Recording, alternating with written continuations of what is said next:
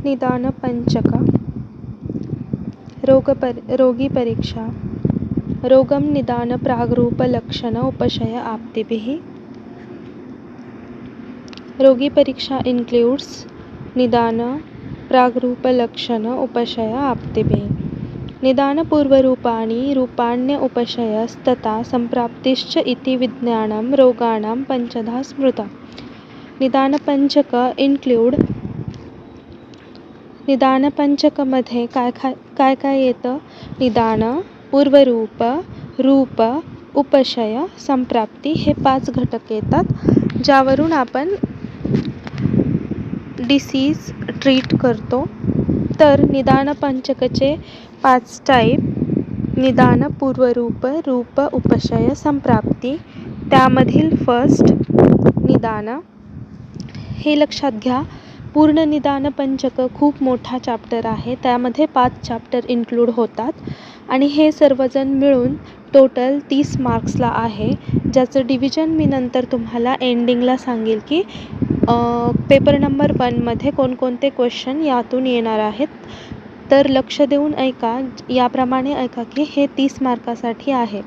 कसंही करून 30 मार्काला येणार आहे. याचं ॲप्लिकेशन येईल किंवा हे डायरेक्ट क्वेश्चन येतील. डायरेक्ट क्वेश्चन पण LAQमध्ये 2 यातील क्वेश्चन आहेत. हे लक्षपूर्वक ऐका. तर फर्स्ट चॅप्टर आहे निदान. डेफिनेशन: निर्देश्यते व्याधी अनेन इति निदानम. म्हणजे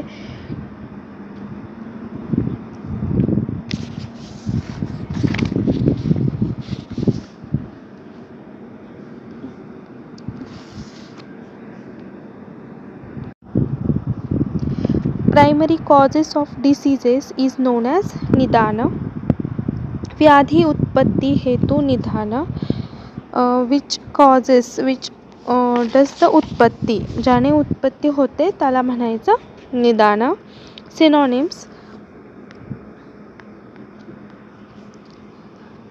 सिनोनिम्स: हेतू, निमित्त, कर्ता, कारण, प्रत्यय, बीज, योनी, मूल. हे सिनोनिम्स पाठच करायचे आहेत. क्लासिफिकेशन: निदान, चतुर्विध निदान, त्रिविध निदान, द्विविध निदान. 3 टाईपचे क्लासिफिकेशन आहेत. हे लक्षात घ्या. जर निदान 5 मार्काला आलं तर हे क्लासिफिकेशन खूप जास्त डिटेलमध्ये क्लासिफाय करायची गरज नाही तुम्हाला. पण जर स्पेसिफिक निदान 10 मार्काला आलं तर ते प्रत्येक क्लासिफिकेशन क्लासिफाय करून त्याचे एक्झाम्पल्स देऊन एक्सप्लेन करायचं. आणि निदानपंचक टोटल जर आलं तर आत्तापर्यंत आपण जेवढं लिहिलं आहे तेवढं सफिशियंट आहे. किंवा यानंतर चतुर्विध निदान कोणकोणते आहेत नेक्स्ट स्लाईडमध्ये बघा. हे जे चार्ट आहेत ते फक्त नावं तुम्ही लिहू शकता. जर निदानपंचक टोटल 10 मार्काला आलं तर काय लिहायचं? चतुर्विध निदानामध्ये सन्निकृष्ट, विप्रकृष्ट, व्यभिचारी, प्राधानिक हे 4 नावं लिहायचे. नंतर त्रिविधमध्ये तसंच 3-3 नावं लिहायचे आणि द्विविधमधले 2-2 नावे लिहायचे. झालं. नंतर नेक्स्ट घ्यायचं पूर्वरूप. तर आपण अशा प्रकारे बघतोय की कोणताही क्वेश्चन, कितीही मार्काचा क्वेश्चन आला तरी तुम्हाला या चॅप्टर्सवरती क्वेश्चनचं आन्सर लिहिता आलं पाहिजे. ते कसं लिहायचं हे मी एक्सप्लेन करते आहे. ज्यामध्ये चतुर्विध निदानाचे टाईप आपण आता बघतोय. सन्निकृष्ट निदान, विप्रकृष्ट निदान, व्यभिचारी निदान, प्राधानिक निदान. सन्निकृष्ट निदान म्हणजे काय? इमिडिएट कॉजेस म्हणजे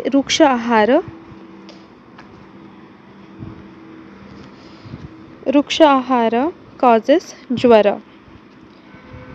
विप्रकृष्ट निदान म्हणजे डिस्टंट कॉजेस. त्याचं एक्झाम्पल काय आहे? Accumulated cuff in हेमंतमध्ये cuff accumulation झालं तर वसंतमध्ये कफचे रोग उत्पन्न होतात. व्यभिचारी निदान म्हणजे अनप्रेडिक्टेबल कॉजेस म्हणजेच वीक कॉजेस. म्हणजे कॉजेस लक्षात येत नाहीत की कोणकोणता कॉज होता बाबा ज्यामुळं डिसीज झाला आहे. प्राधानिक म्हणजे superior. Effect of poison on body. एखाद्या विषामुळं जर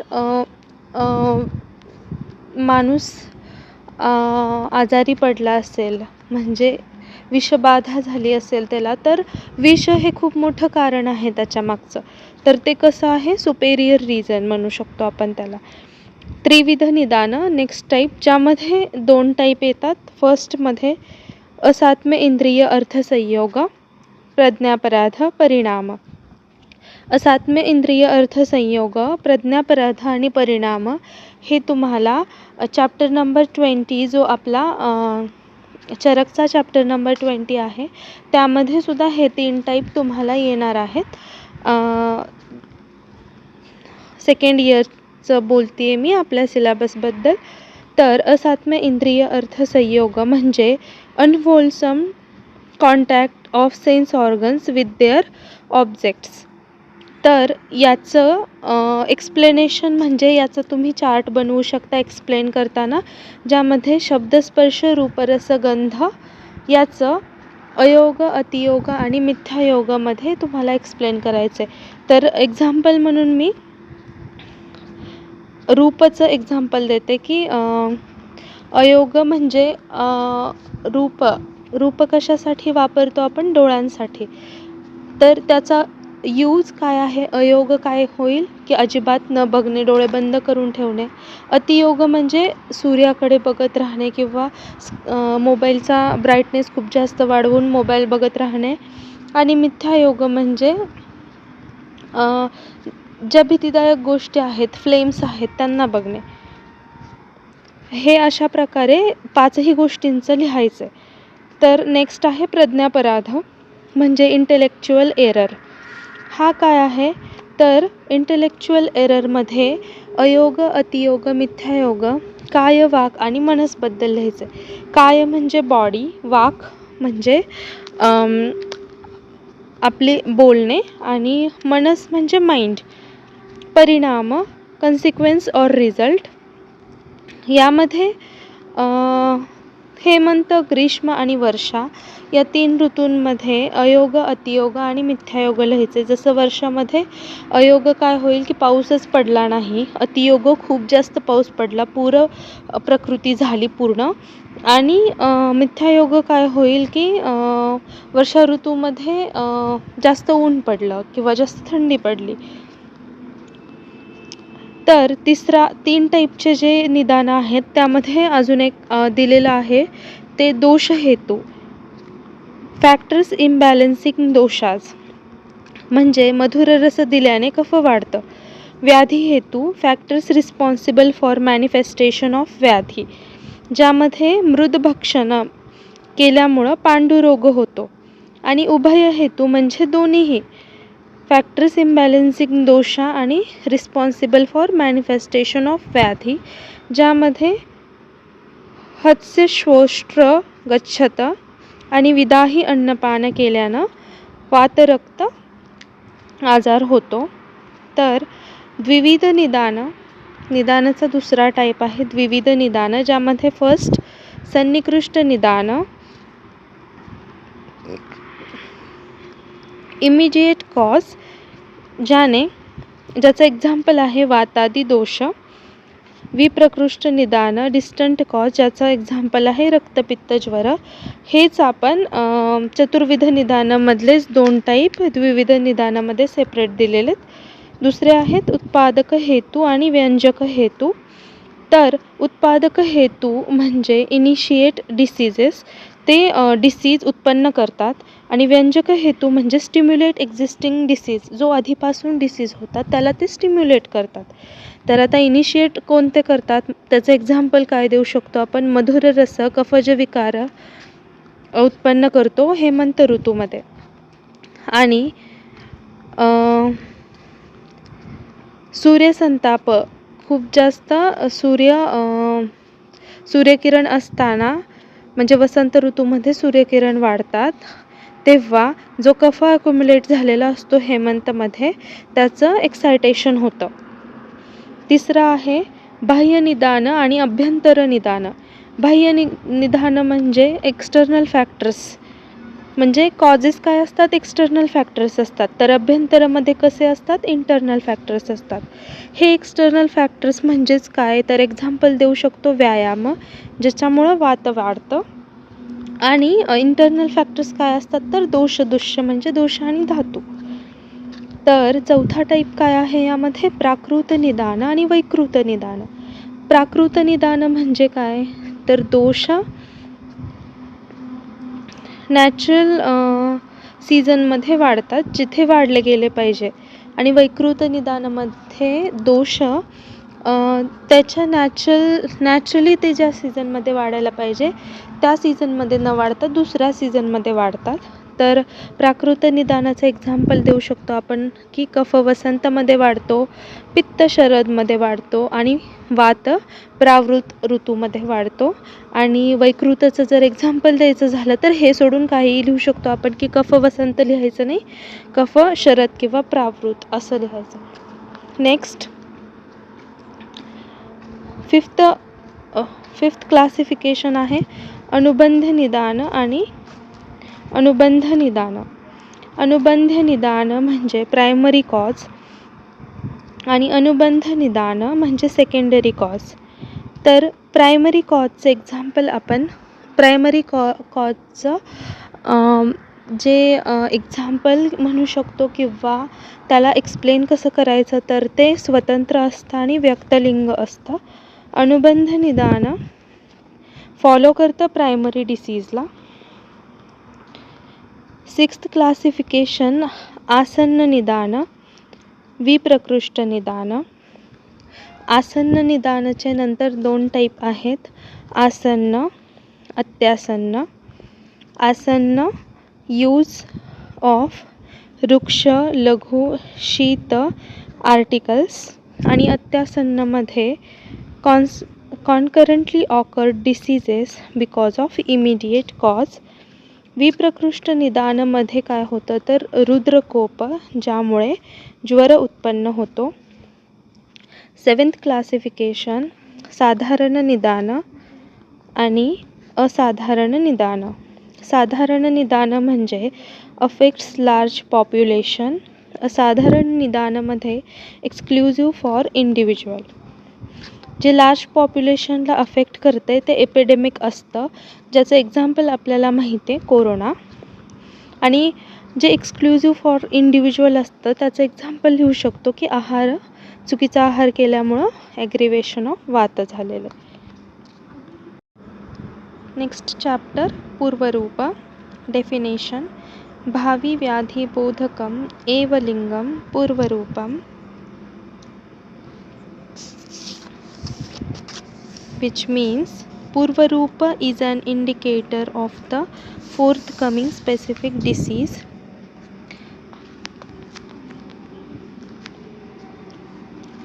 त्याची निरुक्ती काय आहे? पूर्वरूप. रूप म्हणजे प्रिवियस और प्रायर.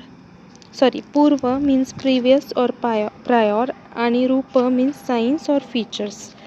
तर पर्याय काय आहेत? पूर्वलिंग, पूर्व आकृती, पूर्वलक्षण, पूर्वचिन्ह, पूर्वस्थान, पूर्वव्यंजन. क्लासिफिकेशन काय आहे? पूर्वरूपाचं क्लासिफिकेशन 3 प्रकारे केलेले. फर्स्ट आहे व्यक्त अव्यक्त, दुसरं सामान्य विशिष्ट, तिसरं शरीर मानस शारीर मानस. आता तुम्हाला माहिती आहे निदान पंचक जर तुम्हाला पूर्ण एक्सप्लेन करा म्हणून आलं 10 मार्काला, तर ह्या पेजमध्ये जेवढं लिहिलेलं आहे तेवढंच लिहायचं पूर्वरूप पॉईंटमध्ये. पण जर पूर्वरूप 5 मार्क्सला क्वेश्चन आला तर त्यामध्ये हे पुढचं जे एक्सप्लेनेशन आहे ते इन्क्ल्यूड करायचं. तर पूर्वरूप क्लासिफिकेशन व्यक्त पूर्वरूप, अव्यक्त पूर्वरूप. व्यक्त पूर्वरूप म्हणजे काय? डिस्टिंक्ट और अंडर डेव्हलप्ड फीचर्स. त्यामध्ये एक्झाम्पल काय येते? लेस फीचर्स ऑफ अल्पव्याधी, कमी फीचर्स असतात त्यामध्ये. अव्यक्त पूर्वरूपामध्ये काय?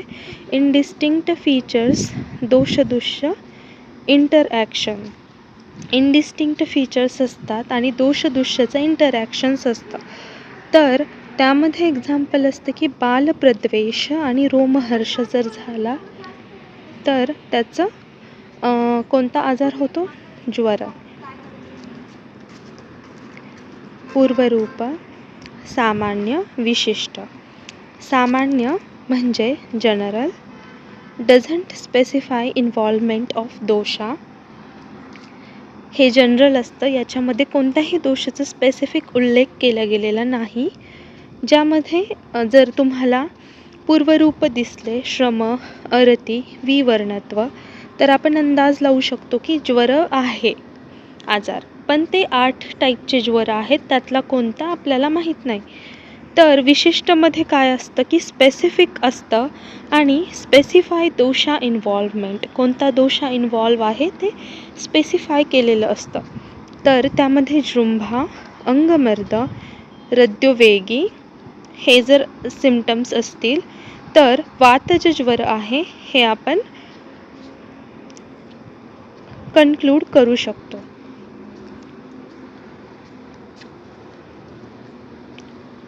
पूर्वरूप, शारीर, मानस. शारीर, मानस. शारीर फिजिकल लेवल, ज्यामध्ये आलस्य, आस्यवैरस्य, गात्र गौरव, जृंभा हे सगळे सिम्पटम्स असतील तर ज्वर आहे.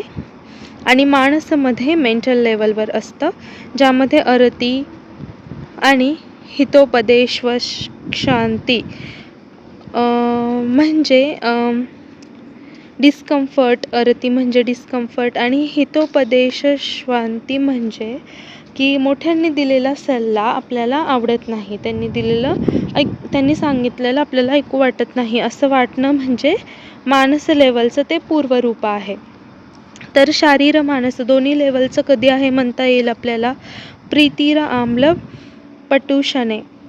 आम्ल, लवण आणि कषाय हे 3 रस खावेसे वाटणे, किंवा द्वेष स्वादुषु भक्षेषु, किंवा गोड खाऊ नये वाटणे, हे शरीर आणि मानस म्हणजे मनातनं वाटतंय आणि ते खायचंय. वाटणं हे मेंटल लेवलवर आणि खाणं हे फिजिकल लेवलवर. त्यामुळे शारीर, मानस दोन्हीमध्ये आपण त्याचं एक्झाम्पल दिलेलं आहे. नेक्स्ट चॅप्टर आहे रूप. व्याधी बोधकम एव लिंगम बोधकम इति. म्हणजे प्रॉपर व्याधीचे सायन्स अँड सिम्पटम्स आपल्याला दिसून येणे, त्याला म्हणायचं रूप. त्याचे पर्याय आहेत लिंग, आकृती, लक्षण, चिन्ह, संस्थान, व्यंजन, रूपम. भेद म्हणजेच टाईप्स. 2 टाईप्स दिलेले आहेत. फर्स्ट आहे प्रतिनियत लक्षण, दोषधिकृत लक्षण, अवस्थानुसार लक्षण, उपद्रवयुक्त लिंग. सेकंड आहे सामान्य रूप आणि विशिष्ट रूप. आता तुम्हाला माहिती आहे निदान पंचक पूर्ण क्वेश्चन तुम्हाला 10 मार्काला आला तर तुम्ही हे इथपर्यंतच लिहिणार.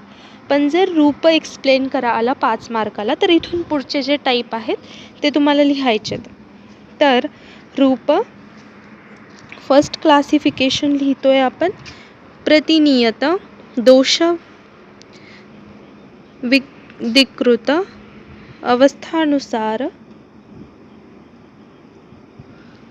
आणि उपद्रवयुक्त. प्रतिनियतमध्ये फिक्स्ड आणि प्रीडिटरमाइंड साइन्स अँड सिम्पटम्स असतात, ज्यामध्ये संताप जर आला तर ज्वर आणि अतिसारण झालं तर अतिसार हे एक्झाम्पल आहे.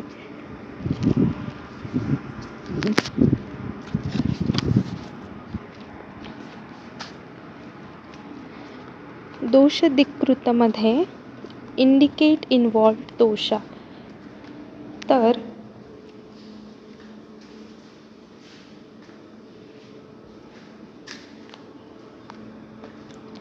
यामध्ये जो दोषा इन्व्हॉल्व आहे तो आपल्याला समजतो की कोणता दोष इन्व्हॉल्व आहे ते आपल्याला समजतं यामध्ये. तर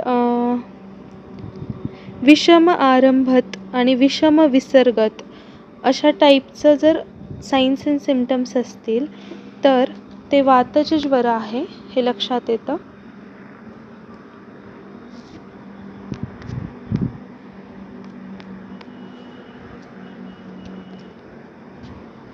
अवस्थानुसार स्पेसिफिक स्टेजेस ऑफ डिसीज और दोषा, आम, पक्व, जीर्ण हे 3 टाईप. या 3 स्टेजेसमध्ये सायन्स अँड सिम्पटम्स असतील तर ते सगळे कसे स्टेजेस आहेत? ज्वराचे स्टेजेस आहेत. उपद्रवयुक्त, कॉम्प्लिकेशन इन्क्लुडिंग. आता यामध्ये उपद्रवयुक्तमध्ये कॉम्प्लिकेटेड कंडिशन असते, ज्यामध्ये लक्षात येतं की साध्य, असाध्य किंवा अरिष्ट लक्षणं दिसून येतात. रूप, अजून दुसरं क्लासिफिकेशन दिलेलं आहे, ज्यामध्ये सामान्य आणि विशिष्ट रूप. सामान्य रूप म्हणजे general signs and symptoms of disease आणि विशिष्ट रूप म्हणजे specific signs and symptoms of disease. सामान्यमध्ये एक्झाम्पल आहे गुल्म सामान्य लक्षणं. त्याचे लक्षणं काय काय दिसून येतात? अरुची म्हणजे अनोरेक्झिया आणि ऊर्ध्ववात, अपवर्ड मुवमेंट ऑफ वात, हे लक्षणं नॉर्मली दिसून येतात प्रत्येक गुल्ममध्ये. पण स्पेसिफिक सायन्स अँड सिम्पटम्स कोणत्यामध्ये दिसून येतात? की विशिष्टमध्ये, ज्यामध्ये त्या सायन्स अँड सिम्पटम्सवरून आपल्या लक्षात येतं की तो वातचे गुल्म लक्षण आहे की पित्तचे गुल्म लक्षण आहे की कफचे गुल्म लक्षण आहे. नेक्स्ट चॅप्टर आहे उपशय अनुपशय. तर पहिल्यांदा उपशयाबद्दल डेफिनेशन. औषध आदी जनित सुखानुबंध औषधः. त्याचे पर्याय: शांती, सात्म्य, उपशयिता, चिकित्सा, व्याधी सात्म्य. भेद: 18 टाईपचे उपशय आहेत, तर हे 6 टाईप आणि औषध, आहार, विहार हे 3 प्रत्येक टाईपच्या समोर लावायचं. म्हणजे हेतू विपरीत औषध, हेतू विपरीत आहार, हेतू विपरीत विहार, व्याधी विपरीत औषध, व्याधी विपरीत आहार, व्याधी विपरीत विहार, हेतू व्याधी विपरीत औषध, हेतू व्याधी विपरीत आहार, हेतू व्याधी विपरीत विहार, हेतू विपरीत अर्थकारी. हेतू विपरीत, विपरीत म्हणजे काय? हेतूला अपोजिट असणारा आहार, विहार आणि औषध आपण देतोय. पण हेतू विपरीत अर्थकारी म्हणजे काय? हेतू जसा आहे सेम तसंच आपण आहार, औषध आणि विहार देतोय. तर हेतू विपरीत अर्थकारी औषध, आहार, विहार. व्याधी विपरीत अर्थकारी औषध, आहार, विहार. हेतू व्याधी विपरीत अर्थकारी औषध, आहार, विहार. आता प्रत्येक वेळेला हेतू व्याधी विपरीत असं दिलेलं नसेल. कधी कधी हेतू व्याधी विपरीत म्हणजे हे जे 2 आहेत त्या दोघांना उभय असं म्हणू शकतो आपण. 2 गोष्टी एकत्र केल्यावर उभय म्हणतात त्याला. म्हणजे उभय व्याधी अर्थकारी असं आल्यानंतर तुमच्या लक्षात काय येणार आहे? हेतू व्याधी हा त्यांचा सांगायचा उद्देश आहे. तर अनुपशयाचं डेफिनेशन. विपरीतो अनुपशयो व्याध्य सात्म्य अभिसंज्ञितः. त्याचे पर्याय: असुखानुबंध, असात्म्य, व्याध्य, सात्म्य. शेवटी काय आहे? संप्राप्ती म्हणजे डिसीज. तर डेफिनेशन: यथादृष्टेन दोषेन यथा च अनुविसर्पता. निवृत्तीर आमयस्यो संप्राप्ती जातीर आगती. जो काही डिसीज आपल्याला झालेला आहे त्याला संप्राप्ती म्हणतात आणि संप्राप्तीचे 2 डेफिनेशनमध्येच पर्याय दिलेले आहेत, जे आहेत जाती आणि आगती. तर पर्याय बघा: जाती, अगती, निष्पत्ती, निवृत्ती हे संप्राप्तीचे पर्याय आहेत. भेद काय आहेत? या संख्या विकल्प प्राधान्य बलकाल विशेषतः. यामध्ये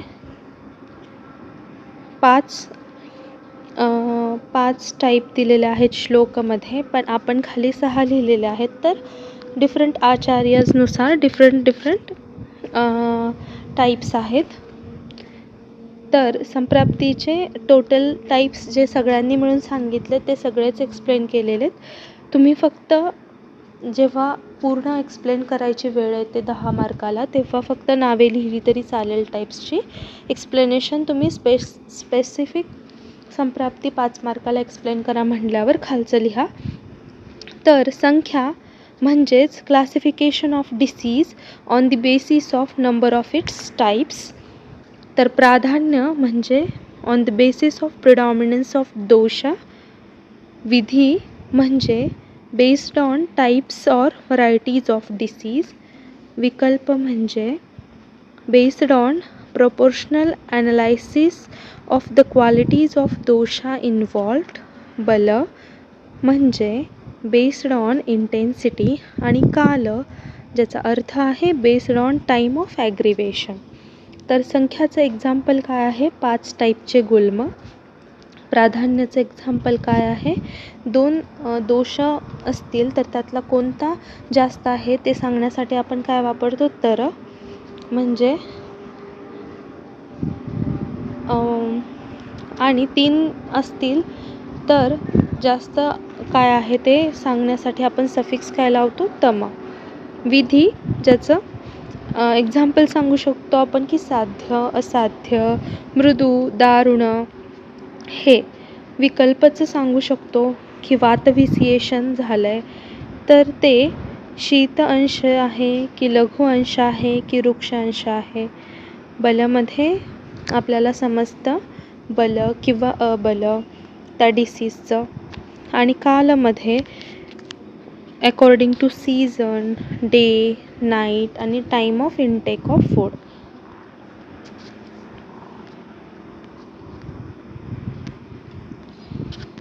यामध्येच 2 एक्स्ट्रा पॉईंट दिलेले आहेत संप्राप्तीमध्ये, तेही इन्क्लूड केलेत मी.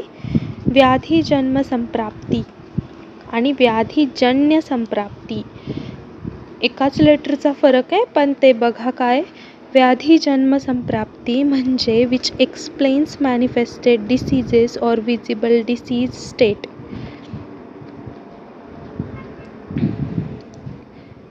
ज्याचं एक्झाम्पल आहे शरीर मनसंताप, ज्यामुळे काय होतो? आजार, ज्वर. व्याधीजन्य संप्राप्ती underlying mechanism which leads to that visible or जन्म स्टेट.